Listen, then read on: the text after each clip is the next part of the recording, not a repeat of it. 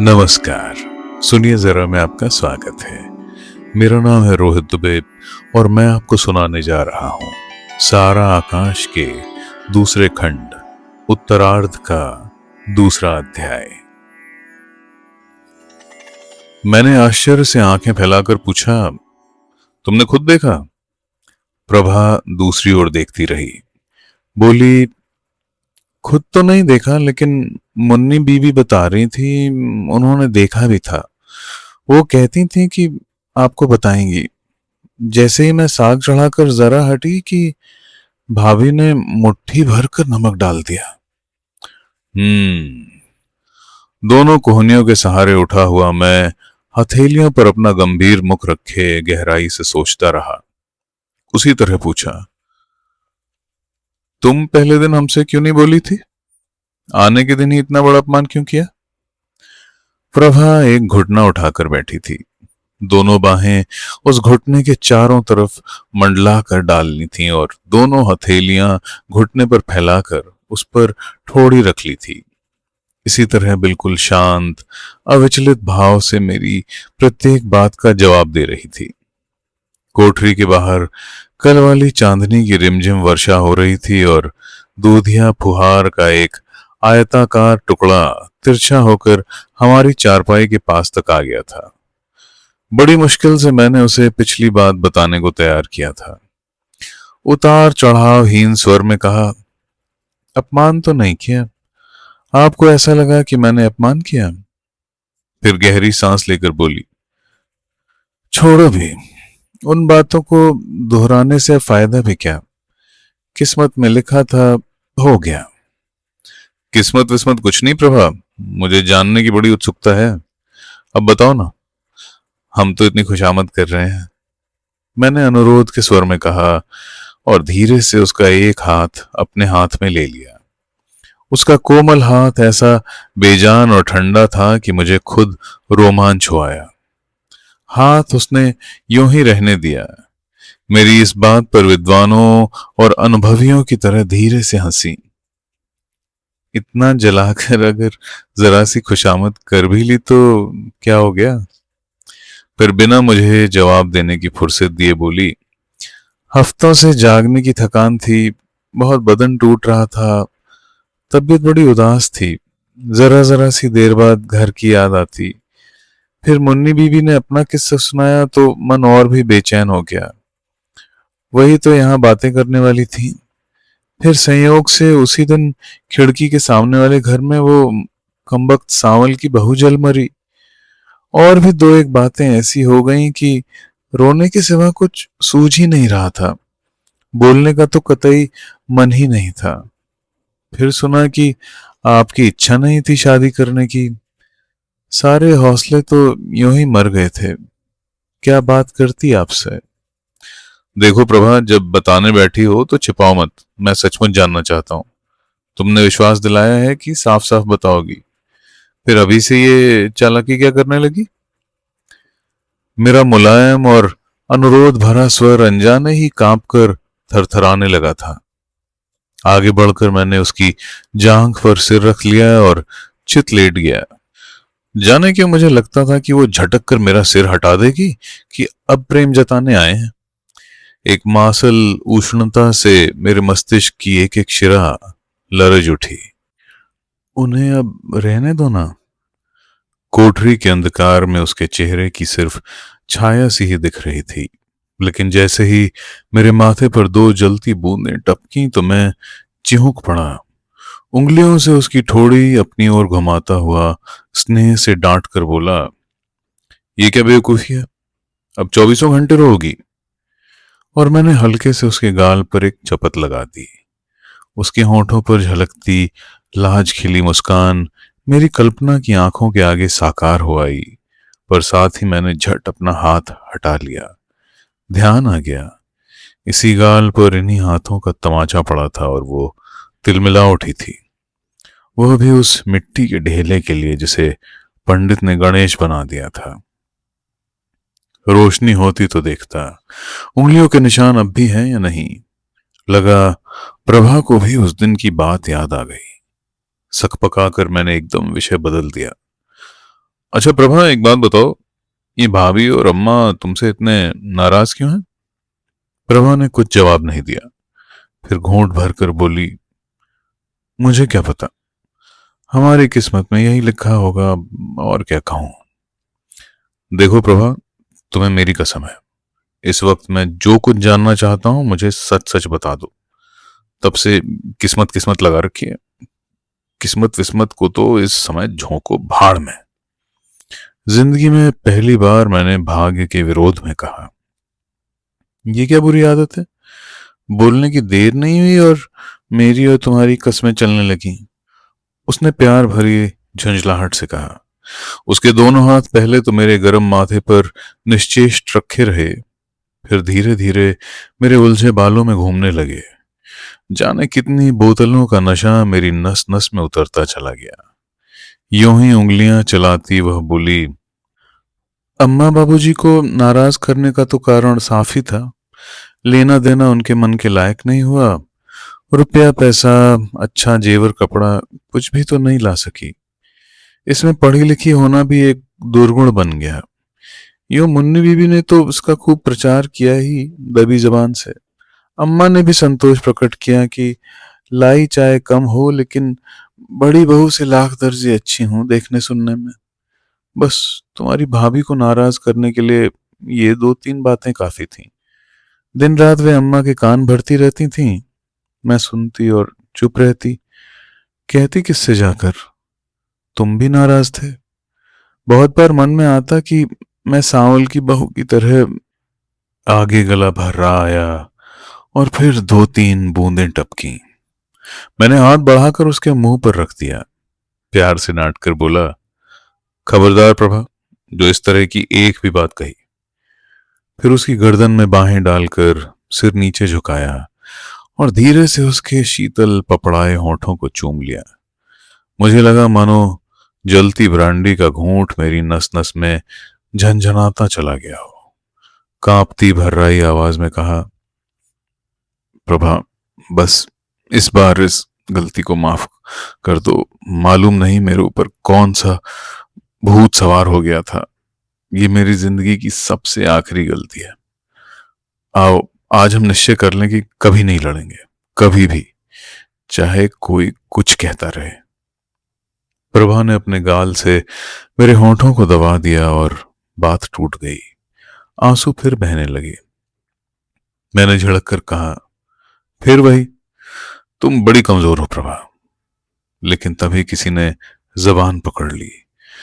जो ऐसे ऐसे आंधी तूफान के बवंडरों में नहीं डगमगाई वो कमजोर है। तभी याद आया, कल प्रभा छत पर बैठी बैठी रो रही थी। मैंने रोते हुए पहली ही बार देखा था। सवाल तभी से उठ रहा था। पूछा, अच्छा प्रभा, एक बात और बताओ। हम्म? उसने यूं ही कहा, तुम कल रो क्यों रही थी? इतने दिन हो गए मैंने तुम्हें रोते शायद कभी नहीं देखा। जब मैंने चांटा मारा था तब भी शायद तुम नहीं रोई थी। इस बार प्रभा का स्वर कड़ा हो गया। मैं क्या, उस दिन कोई भी खूब रोता। इतनी बड़ी हो गई अभी तक चरित्र पर किसी ने एक शब्द नहीं कहा। उस दिन जो सुना। हम्म। फिर सहसा वह चुप हो गई। कुछ देर बाद भावाविष्ट स्वर में बोली, जिस दिन तुम भी मेरे चरित्र पर संदेह करोगे उस दिन जहर खा लूंगी। मैं चुप हो गया। लगा उसकी दृढ़ता के आगे मैं बौना हूं। चिंतित स्वर में कहने लगा, हमारे घर का वातावरण रोज रोज गंदा होता चला जा रहा है। इसके लिए क्या किया जाए? फिर उसे सांत्वना देता सा बोला, तुम भी क्या सोचती होगी, पढ़ लिख कर किस कुएं में आ गिरी। सहसा प्रभा ने कोई जवाब नहीं दिया। काफी देर तक चुप रही। फिर जाने कहां से बोली, मुसीबतें हमेशा ही तो नहीं रहती। तुम पढ़ लिख लो, कुछ तो आसानी हो ही जाएगी। तुम्हारे साथ साथ रहूंगी तो कुआं खाई कहीं भी डर नहीं लगेगा। अकेले पड़ जाने पर ही जी घबरा उठता है। उसके भीगे स्वर के रोमांचों को मैंने दिल की गहराई में महसूस किया। अच्छा, तुमने तो इतने सवाल पूछ लिए, अब मैं भी पूछूं? नहीं प्रभा, नहीं। मैं तुम्हारे एक भी सवाल का जवाब नहीं दे पाऊंगा। समझ लो कि पागल था। उन दिनों दिमाग ठीक नहीं था। प्रभा का आप से तुम पर आना मुझे अच्छा लगा। सुबह सुबह मैंने प्रभा से कहा, प्रभा, जो हुआ सो छोड़ो। वो सिर्फ मेरी गलती थी। अगर मेरी मजबूरी समझ सकती हो तो मुझे माफ कर दो। हमारे घर की हालत तुम देख ही रही हो। तुम खुद समझदार हो। इन सारी परिस्थितियों में हम लोग कैसे रहें, यह निश्चय भी हमें ही करना होगा। मुझे खुद अच्छा लग रहा था कि मैं इतनी गंभीरता के साथ महत्वपूर्ण बात कर सकता हूँ, सोच सकता हूँ। इसमें मैं क्या बताऊं? जैसे तुम कहोगे मुझे मंजूर है। बताओ, आज तक मैंने कभी तुम्हारा विरोध किया? मेरी बाह पर सिर रखे छत की ओर देखती वो बोली, लेकिन मैं चाहता हूं कि तुम विरोध करो। हम लोग बहस करें और फिर खूब सोच समझ कर एक नतीजे पर पहुंचे। कहने को मैं कह तो गया, लेकिन मन के भीतर किसी ने पूछा, तुमसे विरोध में कही गई बात सुनी जाएगी? जल्दी से बोला, तुम्हारी सलाह के बिना मैं कोई काम नहीं करूंगा। घर की सारी परिस्थितियां तुम्हें इस लायक नहीं लगती कि उन पर बैठकर बातें की जाएं? आखिर तुम सलाह देने से डरती क्यों हो? तुम भी तो पढ़ी लिखी समझदार हो। फिर वही पढ़ने लिखने पर तानेबाजी। प्रभा का स्वर तेज हो गया। तुम भी अपने घर वालों की भाषा में बोलोगे? बताओ, इस पढ़ने लिखने को कहाँ ले जाऊं? माँ बाप ने पढ़ा दिया तो क्या करूं? जो कुछ पहले पढ़ा लिखा था सब तो भुला दिया। किसी को घर में आज तक पढ़ने लिखने का घमंड दिखाया? स्वर में नाराजी थी और गले में गीलापन। मुझे अपनी गलती महसूस हुई।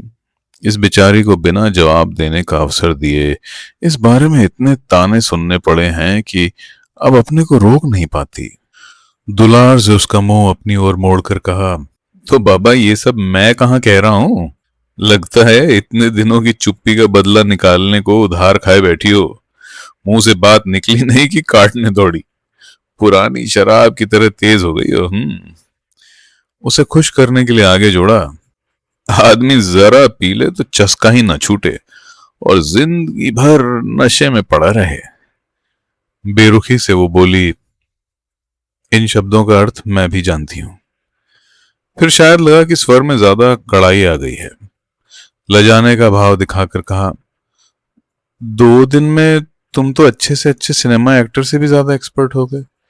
जो बात कर रहे थे वो तो चूल्हे भाड़ में गई और लगे ये बेकार की बातें करने। एक्सपर्ट शब्द कानों को खट से लगा। प्रभा शिक्षित है, यह बात इतनी तरह दोहराई गई थी कि इसका अर्थ ही खो गया था। इस शब्द से पहली बार मुझे ध्यान आया कि वो किसी गांव कस्बे के घिरे वातावरण में रहने वाली नहीं, अच्छे शहरी परिवार की इकलौती लड़की है। किरण के पहनने ओढ़ने के ढंग, बोलचाल के तौर तरीकों को देखकर मेरे मन में आया है कि काश ऐसी समझदार और सुरुचिपूर्ण पत्नी मेरी भी होती। उस सिलसिले में मैंने प्रभा को कभी याद ही नहीं किया।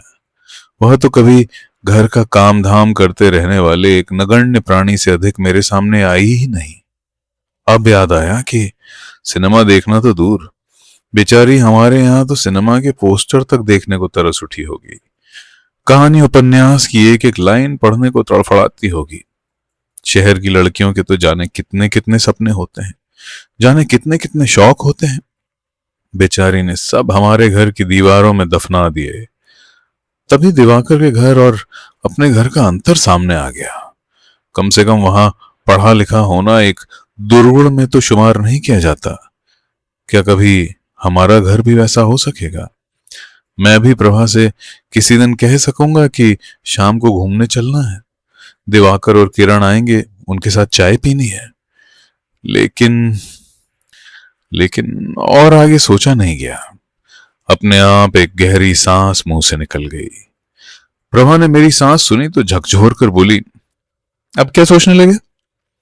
फिर मेरे माथे पर झुककर हाथ फेरते हुए बोली, अच्छा बताओ, क्या कह रहे थे? एक्टर वाली बात बुरी लग गई क्या? मैं चुप रहा और अपने ऊपर झुके उसके चेहरे को गौर से देखता रहा। जाने क्यों लगा यह जो कुछ कह और कर रही है वो सच्चे मन से नहीं कर रही। सोचती होगी कि बांध दी गई है तो निभाना ही पड़ेगा। निश्चय ही मन के भीतर कहीं वह मुझे अपने लायक नहीं मानती। बताओ ना। इस बीच उसने फिर अनुरोध से कहा, देखो मैं तुम्हारी 100 बात मानूंगी, तुम मेरी एक बात मान लेना। मुझे ना बहुत बकबक करने की आदत है, जो मुंह में आता है बक देती हूँ। मेरी किसी भी बात का बुरा मत माना करो, तुम्हारे हाथ जोड़ती हूँ।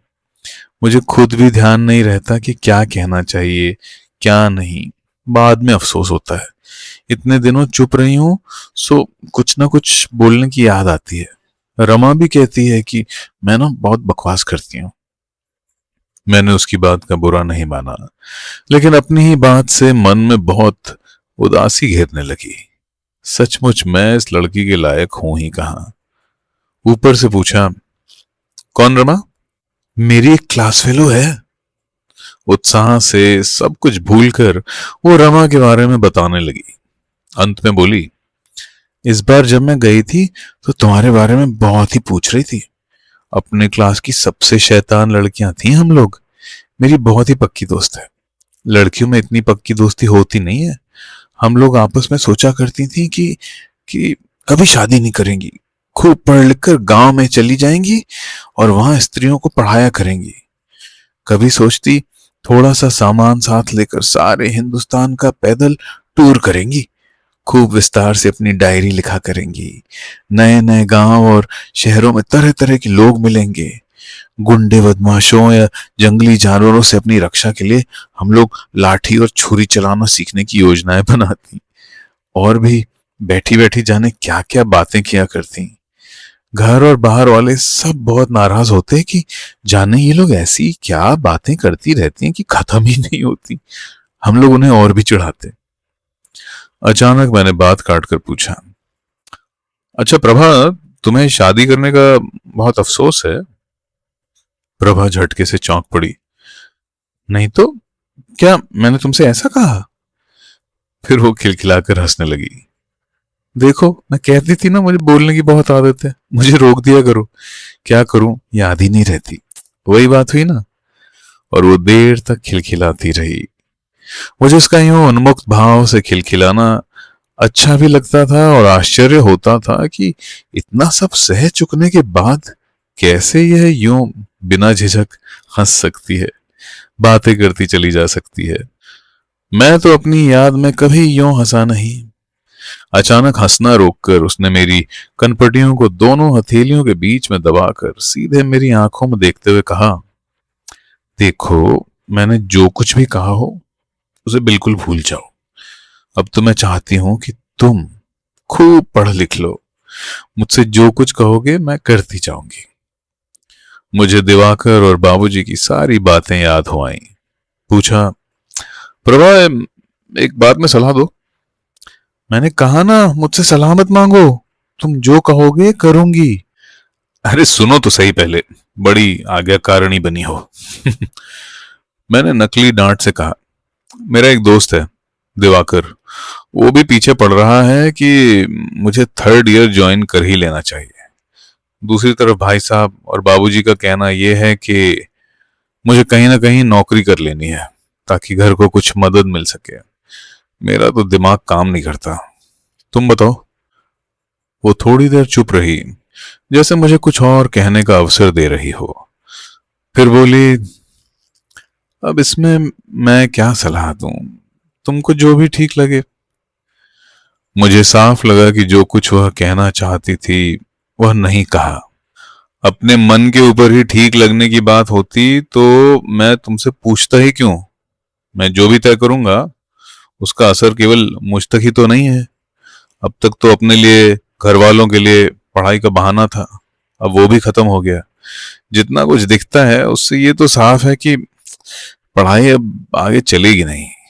इतने दिन जैसे रो पीट कर काटे हैं वही बहुत है। घर वालों को अब तत्काल मदद की जरूरत है। अब तो कोई रास्ता ही दिखाई नहीं देता। प्रभा ने जवाई ली और बोली, तो ठीक है, कुछ कर करा लो। इतने बेमन से क्यों कह रही हो? मैंने कहा। मुझे मालूम है तुम्हें मेरी बात पसंद नहीं है, लेकिन बताओ ना, करूं क्या? और रहा काम, सो कहना सबके लिए बड़ा आसान है, जरा बाहर निकल कर देखोगे तो पता चलेगा कि काम कैसे मिलता है। बड़े बड़े इंटर और बीए घूमते हैं, कोई कौड़ी को नहीं पूछता। बहुत कोशिश करूंगा तो 40-50 की नौकरी मिल जाएगी। सो दिन भर कलम घिसनी पड़ेगी और रात को फाइलों का गट्ठर बांध कर घर लाना पड़ेगा।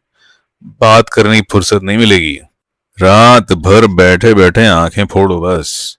भाई साहब लड़ाई के जमाने में नौकर हो गए थे, तो समझते हैं कि अब भी वैसे ही आसान है। वो जमाना तो रहा नहीं। लेकिन ये बातें समझाए किसे? हमारी तो अकल काम नहीं करती है। पास में कोई डिग्री हो तो कोशिश भी की जाए। अब किसी से क्या जाकर कहें कि जी हम इंटर पास हैं, और वो बेचारा भी क्या नौकरी दिलाए। तुम कुछ क्यों नहीं बोलती? क्या बोलूं, बताओ। कहो तो किसी स्कूल में मास्टरनी वास्टरनी की नौकरी कर लूं। उसके स्वर में परिहास खनक उठा, जैसे घर की सारी स्थिति की ओर संकेत कर रही हो। एकदम बड़ा सा मुंह फाड़ कर मैं बोला, घर से और निकलवाना। ये बात अगर जरा भी ना अम्मा या भाभी के कान में पड़ गई तो समझ लो कि वो तूफान उठेगा कि घड़ी पहनकर खाना बनाने वाला दिन भूल जाओगी। फिर इन परिस्थितियों और अपनी मजबूरी पर खुद ही गुस्सा आने लगा। सच प्रभा, कभी कभी तो ऐसी झुंझलाहट होती है कि यहां से कहीं भाग चलें। तुम भी सोचती होगी कि किस निकम्मे के पल्ले बंधी। मैं दिल की बात कहता हूं, अब तुम्हारी ये हालत देखी नहीं जाती। आराम चैन का तो सवाल नहीं, लेकिन ठीक से पहनना ओढ़ना भी नहीं होता। मेरे पास खुद कपड़े नहीं है। तुम मेरी चिंता मत करो, मेरे पास बहुत है।